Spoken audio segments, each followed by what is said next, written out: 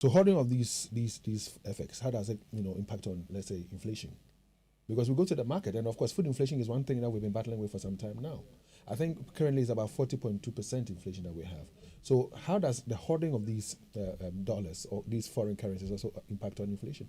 Yeah, so as and when they release what they are hoarding, then the inflationary story would change. So, for example, they are hoarding it. Then something happens. For example, we were going to the IMF. They have been hoarding it. Then suddenly they realize that it is likely to go through. So they decide to melt it, convert it into cedis and use it. So if the number of people holding dollars, for some reason, suspect that the economy will be stabilized or things will turn against them, and they begin to pump it into the system, it means that now the money supply will not be in the hands of Bank of Ghana per se, but they are in charge. So as and when they are releasing, then inflation will start going up. So for example, these politicians are hoarding monies, and we are in election year, and they want to run their campaigns. They start converting the monies into cedis. So suddenly, the money balances in the economy will go up. People will start buying, and so you see inflation moving up. So as and when they decide, for some reasons, to release the monies they have, then the inflationary story would change, and that is how it will behave. So let me take us back to what I mentioned earlier. That, for example, in October last year, Ghana's currency was described as the worst performing currency in the world. Yeah.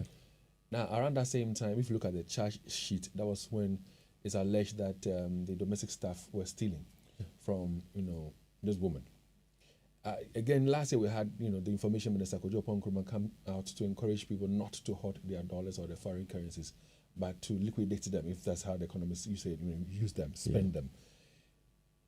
Could you say, can we conclude and say that her hoarding or having some of these dollars in her home could have contributed to the performance of the cedi last year, and said that was at one point in time it was one of the worst currencies? I think it was a cedi to 15 cedis to $1 or so.